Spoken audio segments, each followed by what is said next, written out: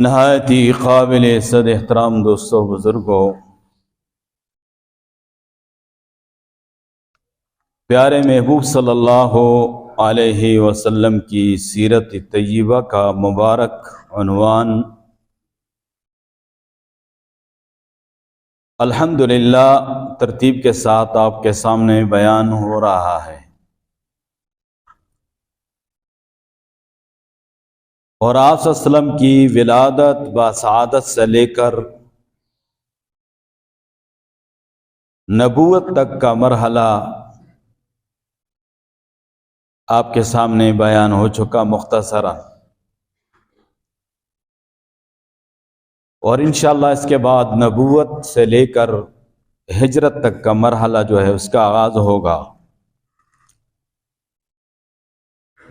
گزشتہ جمعے میں نے آپ کے سامنے یہ بات رکھی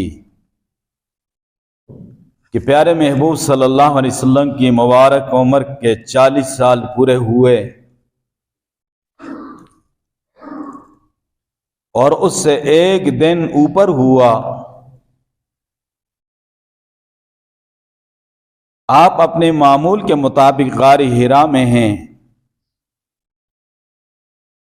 اور جو مسلسل آپ وہاں گوشہ نشین رہتے اور گویا کہ اعتکاف فرماتے اور اللہ کی عبادت میں اللہ کی یاد میں مصروف رہتے۔ جبریل امین نے آ کر سلام کیا اور اپنا تعارف کرایا کہ میں جبریل امین ہوں، اور ساتھ ہی بشارت سنا دی کہ آپ محمد الرسول اللہ صلی اللہ علیہ وسلم ہیں۔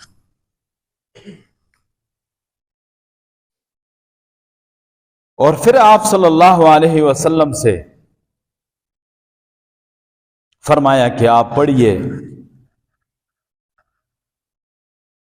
ایک روایت میں آتا ہے کہ ایک ریشمی کپڑے پر یہ الفاظ اور یہ آیات مبارک لکھی ہوئی سامنے کر دی۔ آپ صلی اللہ علیہ وسلم نے فرمایا کہ ما انا بقاری، میں پڑھا ہوا نہیں ہوں۔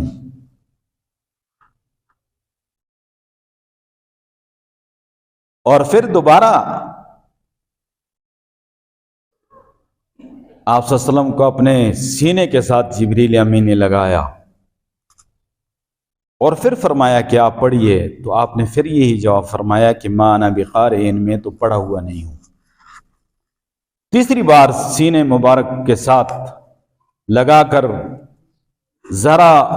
دبایا اور کہا کہ پڑھیے، اقرا بسم ربک الذی خلق، پڑھیے اپنے پروردگار کے نام کے ساتھ کہ جس نے سب مخلوق کو پیدا کیا ہے۔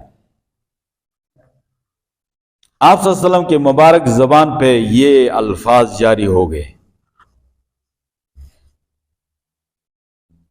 اور یہ 5 آیتیں اللہ کی آخری اور لازوال کتاب کی آپ صلی اللہ علیہ وسلم پہ نازل ہوئی۔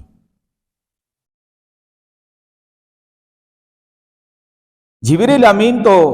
انبیاء علیہ الصلوۃ والسلام کے پاس وحی لاتے رہے، لیکن اللہ کے آخری نبی کے پاس وحی لے کر آئے۔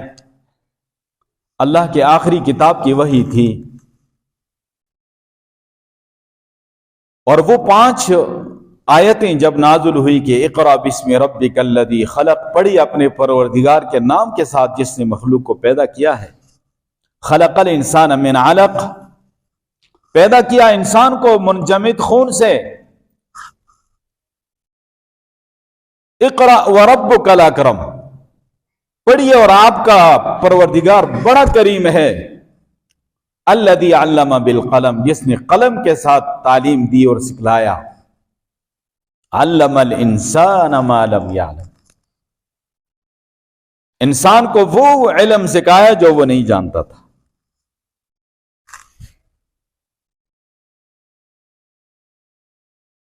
پہلی وحی کا نزول ہے، اور جو معاشرہ اور ماحول ہے اس کے مطابق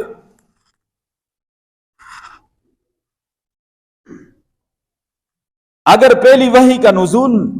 میں یہ حکم ہوتا کہ اللہ کی وحدانیت کا ذکر ہو،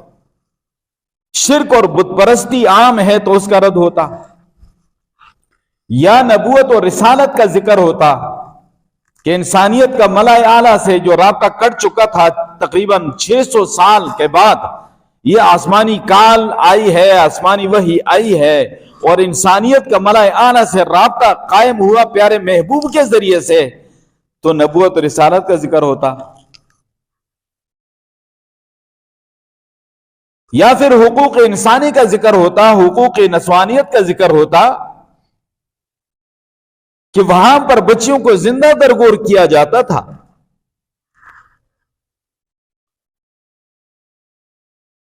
یا اللہ کے طرف سے سب سے پہلے اچھے اخلاق کی تعلیم کا حکم آتا کہ معاشرے میں بگاڑ بہت زیادہ تھا، لیکن نہیں، سب سے پہلا حکم جو آیا تو وہ پڑھنے اور پڑھانے کے لیے تھا، سیکھنے اور سکھانے کے حوالے سے تھا، اور معلوم یہ ہوا کہ یہ پڑھنا پڑھانا ہو جاتا ہے اور سیکھنا سکھلانا ہو جاتا ہے اور انسان کے اندر علم آ جاتا ہے تو انسان کے اندر شعور آ جاتا ہے، جب شعور آ جاتا ہے تو یہ ساری برائیاں خود بخود ختم ہو جاتی، اس لیے سب سے پہلا حکم جو ہے وہ پڑھنے کے حوالے سے ہے، اقرا۔ معلوم یہ ہے کہ دین اسلام میں تعلیم جو ہے اس کو بنیادی حیثیت حاصل ہے، پڑھنے پڑھانے کو بنیادی حیثیت حاصل ہے، سب سے پہلا حکم اسی حوالے سے آیا ہے، اور آپ یوں بھی کہہ سکتے ہیں کہ جب انسانیت کو اللہ نے اس کائنات میں آباد کیا اور سب سے پہلے انسان حضرت آدم علیہ السلام ان کو اللہ نے جو تعلیم دی تو وہ تعلیم یہ تھی کہ وَعَلَّمَ آدَمَ الْأَسْمَاءَ كُلَّهَا، اللہ نے آدم علیہ السلام کو چیزوں کے نام بتا دیے، یہ فلاں چیز ہے، یہ فلاں چیز ہے، گویا کہ نرسری کلاس کا آغاز اس وقت سے ہوا،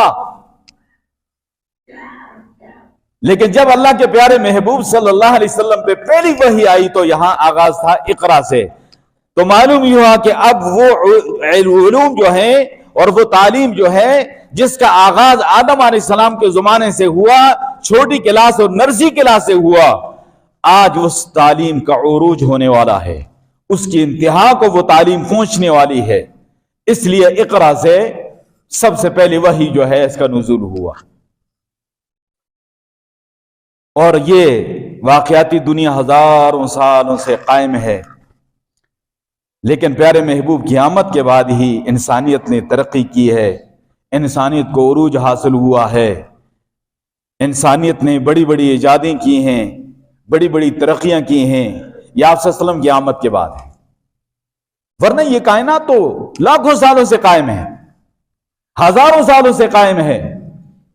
لیکن جو عروج اور جو ترقی پیارے محبوب صلی اللہ علیہ وسلم کی آمد کے بعد اس انسانیت کو ملی ہے، اس سے پہلے نہیں ملی۔ اب جبریل امین جو فرشتوں کے سردار ہیں، ذی قوت، بڑی قوت والے ہیں، اور اللہ نے اتنی قوت اور طاقت دی ہے کہ اللہ کے حکم سے اپنے پر کے نوک پر کئی کئی شیروں کو اٹھاتے ہیں، آسمانوں کے قریب لے جا کر انڈھیل دیتے ہیں۔ قوم لوط کی کتنی بستیاں تھی، اتنی طاقت والا فرشتہ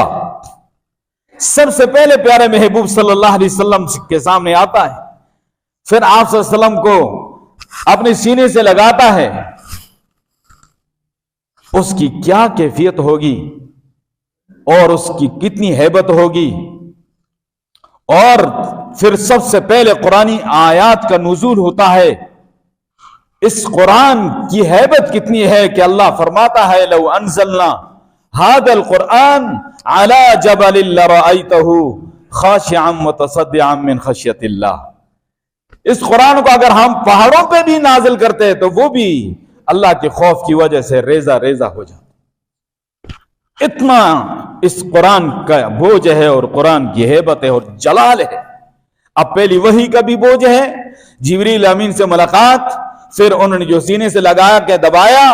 اور وہ کیفیات بھی آپ صلی اللہ علیہ وسلم پہ طاری ہیں، اور آپ صلی اللہ علیہ وسلم کے جسم مبارک پہ کپ کپی طاری ہے، پسینہ جسم مبارک پہ آیا. آپ گھر میں تشریف لے گئے اور اپنی رفیقہ حیات، وہ عظیم خاتون جس کو حضرت خدیجہ الکبریٰ رضی اللہ تعالی عنہا کہا جاتا ہے، ان کے سامنے ساری بات رکھی اور فرمایا کہ زملونی زملونی، مجھے کمبل اڑاؤ، مجھے کمبل اڑاؤ. اور حضرت خدیجہ نے آپ پہ کمبل ڈالا. آپ کی وہ کیفیات اور وہ جو ہیبت کی کیفیات تھی وہ دور ہوئی. تو اس کے بعد آپ صلی اللہ علیہ وسلم نے حضرت خدیجہ سے ایک جملہ فرمایا، لقد خشیت علی نفسی، میں اپنے جان کے بارے میں مجھے اندیشہ ہے، میں اپنی جان کے بارے میں خوف کھاتا ہوں کہیں کہ میری جان ہی نہ ضائع ہو جائے. جن کیفیات سے میں دو چار ہو کر آ رہا ہوں، میں اپنی جان کے بارے میں اندیشہ کر رہا ہوں کہ کہیں میری جان ہی نہ چلی جائے. حضرت خدیجہ الکبریٰ رضی اللہ تعالی عنہا، جنہوں نے پیارے محبوب صلی اللہ علیہ وسلم کے ساتھ 15 سال گزارے، آپ صلی اللہ علیہ وسلم کے صفات کو دیکھا، آپ کے کمالات کو دیکھا، آپ کے معجزات کو دیکھا، تو وہ فرمانے لگی، قال کلا واللہ لا یخزیک اللہ ابدا. اما خدیجہ فرماتی ہیں، ہرگز نہیں، اللہ کی قسم، اللہ آپ کو ضائع نہ ہونے دے گا، اللہ آپ کو تکلیف نہ پہنچنے دے گا. پھر آگے وجہ بیان کرتی ہیں، فرمایا اس کی وجہ کیا ہے، اس پہ توجہ کرنا سارے. فرمایا انک لتصل الرحم، بے شک آپ صلہ رحمی کرتے ہیں، اور جو صلہ رحمی کرتا ہے اللہ اس کو ضائع نہیں کرتا، اللہ اس کو تکلیف پہنچنے نہیں دیتا. حدیث شریف ہے، جو صلہ رحمی کرتا ہے، اپنے رشتہ داروں کے حق حقوق کو ادا کرتا ہے، اپنے ماں باپ کے حق حقوق کو ادا کرتا ہے، اللہ تعالیٰ اس کے رزق میں بھی برکت دیتا ہے، اس کی زندگی میں برکت دیتا ہے. انک لتصل الرحم، بے شک آپ صلہ رحمی فرمانے والے ہیں، اس لیے اللہ آپ کو کبھی بھی ضائع نہ ہونے دے گا. وتحمل الکل، اور آپ لوگوں کے بوجھ اٹھاتے ہیں، لوگوں کی ذمہ داریاں اٹھاتے ہیں. وتکسب المعدوم، اور آپ لوگوں کو کما کما کر دیتے ہیں، بے کسوں کو، کمزوروں کو آپ کما کما کر دیتے ہیں. وتقری الضیف، آپ مہمانوں کا اکرام فرماتے ہیں، مہمان نوازی اللہ نے آپ کو بہت عطا کی، اور جو مہمان نواز ہوتا ہے اللہ اس کو برکتیں عطا کرتا ہے. وتعین علی نوائب الحق، ہر حقدار کو اس کا حق دلانے میں اس کا ساتھ دیتے ہیں، مظلوم کے ساتھ کھڑے ہو کر اس کا حق اس کو دلاتے ہیں. یہ ایسی صفات میرے پیارے محبوب آپ میں اللہ نے رکھی کہ اللہ آپ کو کبھی ضائع نہ ہونے دے گا. یہ صفات ہیں، یہ ساری کی ساری صفات پہ آپ غور فرمائیں تو یہ سارے رفائی کام ہیں. کیا ہیں؟ سارے رفائی کام ہیں. انک لتصل الرحم، آپ صلہ رحمی فرماتے ہیں. وتحمل الکل، اور آپ جو ہیں لوگوں کے بوجھ اٹھاتے ہیں، ان کی ذمہ داریاں اٹھاتے ہیں. وتکسب المعدوم، اور جو بے کس لوگ ہیں، کمزور لوگ ہیں، ان کو کما کما کر دیتے ہیں. وتقری الضیف، اور مہمانوں کا آپ اکرام کرتے ہیں. وتعین علی نوائب الحق، اور صاحب حق کو اس کا حق دلاتے ہیں، مظلوم کے ساتھ کھڑے ہو کر اس کا حق دلاتے ہیں. یہ سارے کے سارے رفائی کام ہیں. معلوم یہ ہوا کہ اللہ نے اپنے پیارے محبوب صلی اللہ علیہ وسلم کو انسانیت کے لیے اتنی محبت اور تڑپ عطا کی تھی کہ نبوت ملنے سے پہلے یہ صفات اللہ نے آپ میں رکھے تھے. یہ صفات آج ہر مسلمان کو اپنے اندر پیدا کرنی چاہیے. یہ سارے رفائی کام ہیں. اور یہ صدقہ اور خیرات قرآن شریف کی آیت سے معلوم ہوتا ہے کہ انسان جب دنیا سے چلے جائے نا تو اس کی سب سے پہلی اور سب سے بڑی خواہش یہ ہوگی کہ اگر مجھے دنیا میں واپس بھیجا جائے تو میں اللہ کے راستے میں صدقہ کروں گا. میں اللہ کے راستے میں کیا کروں گا؟ صدقہ کروں گا. قرآن کی آیت یا ایھا الذین آمنوا انفقوا مما رزقناکم من قبل ان یأتیکم الموت. اے ایمان والو اللہ کے راستے میں خرچ کرو اس سے پہلے کہ تمہارے پاس موت آ جائے. اور جب موت آ جائے گی تو اس وقت پھر خواہش کرے گا کاش کہ مجھے اتنی مہلت مل جائے دوبارہ فاصدق میں خوب صدقہ کر لوں واکم من الصالحین اور میں صالحین میں شامل ہو جاؤں. سب سے بڑی خواہش انسان کی یہ ہوگی کہ میں صدقہ کروں, کیونکہ صدقے کے برکات وہ دیکھے گا. دنیا سے جانے والا صدقے کے برکات کو دیکھے گا, اس کی سب سے بڑی خواہش یہ ہوگی کہ مجھے دنیا میں دوبارہ مہلت مل جائے تو میں خوب صدقہ کروں گا. تو معلوم یہ ہوا کہ یہ جو رفائی کام ہوتے ہیں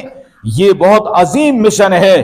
اور یہ اللہ کے پیارے محبوب صلی اللہ علیہ وسلم کا مبارک مشن تھا. حضرت خدیجہ الکبریٰ رضی اللہ تعالی عنہ, اللہ نے ان کو اتنی پاکیزگی اور طہارت عطا کی, اور اللہ نے ان کو علم دیا,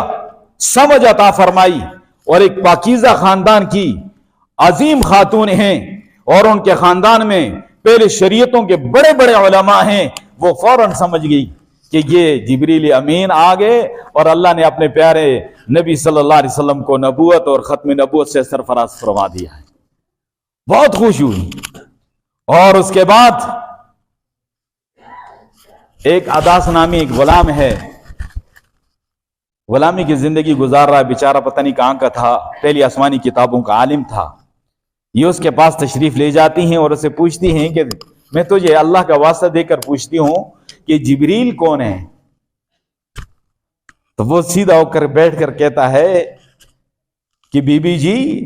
آپ اس بت پرستوں کی زمین پر اس جبریل کا نام لے رہی ہیں,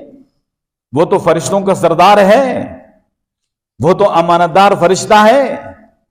اور وہ فرشتہ ہے جو حضرت موسیٰ علیہ السلام پہ وحی لے کر آتا, حضرت عیسیٰ علیہ السلام پہ وحی لے کر آتا. یہ آگے کچھ نہیں بولتی, واپس آج پھر پیارے محبوب صلی اللہ علیہ وسلم کو ساتھ لے. اور یہاں پر یہ بات بتاؤں کہ وحی کے نزول کے بعد آپ صلی اللہ علیہ وسلم کو جبریل امین نے اپنی ایڑی جب ماری نا پتھر پہ وہاں غار حرا میں, تو پانی کا چشمہ اللہ نے جاری کیا, اور انہوں نے وضو فرمایا جبریل امین نے, اور آپ صلی اللہ علیہ وسلم کو دکھلایا. پھر اس کے بعد آپ صلی اللہ علیہ وسلم نے بھی وضو فرمایا. اس کے بعد جبریل امین نے اپنی اقتداء میں پیارے محبوب صلی اللہ علیہ وسلم کو 2 رکعت نماز پڑھائی. ابھی نماز کی فرضیت کا حکم نہیں آیا تھا, تو 2 رکعت نماز پڑھائی. اور یہ سب سے پہلا اللہ کا گویا کہ حکم تھا توحید و رسالت کے بعد. اور نوریوں کے سردار بھی اور انسانوں کے سردار بھی اللہ کے سامنے جھک گئے, اور یہ پیغام تھا کہ یہ پوری کائنات اور پوری دنیا اللہ کے سامنے جھکے گی. حضرت خدیجہ نے آپ کو لیا اور اپنے چچزاد بھائی ورقہ ابن نوفل کے پاس تشریف لے گئی. یہ بڑے عالم تھے, آسمانی شریعتوں کے آسمانی کتابوں کے بڑے عالم تھے. تو جا کر کہا بھائی جان آپ محمد صلی اللہ علیہ وسلم سے ان کی کارگزاری سنیے. تو آپ صلی اللہ علیہ وسلم سے انہوں نے کہا بھتیجے آپ بتائیں کہ کیا معاملہ ہے. تو آپ صلی اللہ علیہ وسلم نے فرمایا کہ یہ معاملہ ہے کہ میں تو کئی عرصے سے غار حرا میں جا کر گوشہ نشینی اختیار کر کے اللہ کے دھیان میں تھا, لیکن اس طرح جبریل امین آئے اور اس طرح جو ہے آیتیں اتری اور ساری بات بتا دی. وہ عمر رسیدہ اچھل کر بیٹھ گیا, گویا کہ اس کو کرنٹ لگ گیا, اور اس نے کہا کہ اللہ کی قسم آپ اللہ کے آخری نبی ہیں, اللہ نے آپ کو ختم نبوت کا تاج آپ کے سر پہ رکھ دیا ہے، آپ امام الانبیاء ہیں، آپ خاتم الانبیاء ہیں، اور آگے بڑھا اور آپ صلی اللہ علیہ وسلم کے ہاتھوں کو بوسہ دیا، آپ کی پیشانی کو بوسہ دیا، اور اس کے بعد فرمایا آپ کو مبارک ہو، اور حضرت خدیجہ سے فرمایا کہ آپ کو مبارک ہو کہ آپ کے شوہر کو اللہ نے نبوت اور رسالت سے سرفراز فرما دیا۔ اور پھر انہوں نے فرمایا کہ بھتیجے ایک بات سنو، کاش کہ میں جوان ہوتا نا، ابھی میں آپ کا ساتھ دیتا، جب آپ اعلان کرو گے یہ لوگ آپ کو ستائیں گے، آپ کو تکلیفیں پہنچیں گی، اور یہاں تک کہ آپ کو مکے سے بھی نکال دیں گے۔ آپ صلی اللہ علیہ وسلم نے فرمایا کہ مکے سے مجھے نکال دیں گے؟ فرمایا ہاں، جو پیغام آپ لے کر آئے ہیں، جو بھی نبی یہ پیغام لے کر آیا اس کے ساتھ اس کی قوم نے ایسا ہی کیا ہے، کاش کہ میں اس وقت زندہ ہوں اور میں آپ کا ساتھ دوں جب یہ لوگ آپ کو نکالیں۔ لیکن وہ کافی عمر رسیدہ تھے، اور اس کے بعد بابا جی جو ہے تو عجیب کیفیت سے دوچار ہیں، لاٹھی ہاتھ میں لی ہوئی ہے، اور مکے کی گلیوں میں بازاروں میں گھومتے ہیں، جہاں دو چار لوگ کھڑے ہوتے ہیں ان کو اعلان کر کے کہتے ہیں، او لوگوں سنو، اللہ کی مخلوق کا نجات دہندہ آ گیا ہے، اللہ کا آخری نبی آ گیا ہے، اب بت پرستی کا دور ختم ہو گیا، اب صرف اللہ کی عبادت ہوگی۔ لوگ دیکھتے تو کہتے ہیں بابا اس کو کچھ ہو گیا، پھر آپس میں باتوں میں مشغول ہو جاتے ہیں، چھڑو اسنو کو جو ہے، دوسرے کہتا ہے یہ بوڑھا ہو گیا ہے، اس کا دماغ اب کام نہیں کر رہا۔ لیکن بابا کو کسی پل آرام نہیں آ رہا، اور ہر گلی اور ہر کوچے میں اپنی لاٹھی کو ٹیکتے ہوئے جا رہا ہے اور لوگوں کو پیغام پہنچا رہا ہے، اور عجیب کیفیت سے دو چار ہیں۔ اور ان کے جذبات کے کسی نے ذکر کیا، عطر بوئے مصطفیٰ ہر گل سے مہکا شاخ شاخ، پڑھ رہی ہیں بلبلیں احمد کا کلمہ شاخ شاخ، پھوٹتی ہیں کلیاں پڑھ کر قل هو اللہ احد، بج رہا ہے باغ میں احمد کا ڈنکا شاخ شاخ، بس گئی بوئے محمد 400 گلزار میں، بس گئی بوئے محمد 400 گلزار میں، نور احمد غنچہ گل بن کے پھوٹا شاخ شاخ، باغ میں ذکر جمال احمدی سے ہے نہال، خوشا خوشا غنچہ غنچہ پتا پتا شاخ شاخ، تیرا قائل بھوٹا بھوٹا تجھ پہ شدا پھول پھول، تیرا عاشق پتا پتا تیری شدا شاخ شاخ۔ پھر لوگوں کو مخاطب کر کے کہتا ہے، مجلس عالم میں وہ جانے بہار آ ہی گیا، مجلس عالم میں وہ جانے بہار آ ہی گیا، بوٹے بوٹے پتے پتے پر نکھار آ ہی گیا۔ لیکن وہ آپ صلی اللہ علیہ وسلم کے اعلان نبوت سے پہلے فوت ہو گئے۔ ایک دفعہ کسی نے کوئی لفظ بولا ان کے بارے میں بے ادبی کا، تو آپ نے فرمایا خبردار، ورقہ ابن نوفل کو میں نے جنت میں سفید لباس پہن کر ٹہلتے ہوئے دیکھا ہے، اور یہ وہ شخص تھا پیارے محبوب کے اعلان نبوت سے پہلے آپ صلی اللہ علیہ وسلم کی تصدیق کی، وہ جنت کا وارث بن گیا جس نے پیارے محبوب صلی اللہ علیہ وسلم کے اعلان نبوت سے پہلے تصدیق کی، وہ جنت کا وارث بن گیا۔ نماز ایک نہیں پڑھی، روزہ نہیں رکھا، زکوٰۃ نہیں دی، پیارے محبوب کی معیت میں جہاد نہیں کیا، اور صدقہ و خیرات نہیں کیا، وہ جنت کا وارث بن گیا۔ اور جو آپ صلی اللہ علیہ وسلم کے اعلان نبوت کے بعد جب آپ کا کلمہ پڑھ کر آپ کی تصدیق کرنے والے آپ کے جانثار صحابہ اکرام ہوں، تو ان سے بڑا جنتی اور کون ہو سکتا ہے؟ ابو بکر سے بڑا جنتی کون ہو سکتا ہے؟ عمر اور عثمان اور علی سے بڑا جنتی کون ہو سکتا ہے؟ آج بدقسمتی سے ہمارے ملک کے اندر گزشتہ ہفتے میں ان تین ہستیوں کی گستاخی ہوئی، حضرت ابوبکر صدیق رضی اللہ عنہ، حضرت عمر فاروق رضی اللہ عنہ جنہیں اللہ سے مانگا، حضرت عثمان غنی رضی اللہ عنہ، ان کی شان میں گستاخی ہوئی۔ پھر ہم کہتے ہیں جی بارش نہیں ہو رہی ہے، اللہ کی رحمت ہم سے روٹھ گئی ہے، اللہ کا قہر اور غضب نازل ہو رہا ہے۔ جب ان مقدس ہستیوں کی توہین ہوگی تو پھر اللہ کی ناراضگی تو آئے گی۔ تو اس لیے ہم تو یہ کہیں گے کہ ان مقدس ہستیوں کا جو ادب احترام ہے وہ سب پہ فرض ہے، اور اس حوالے سے قانون پاس ہونا چاہیے یا نہیں ہونا چاہیے؟ وآخر دعوانا الحمدللہ۔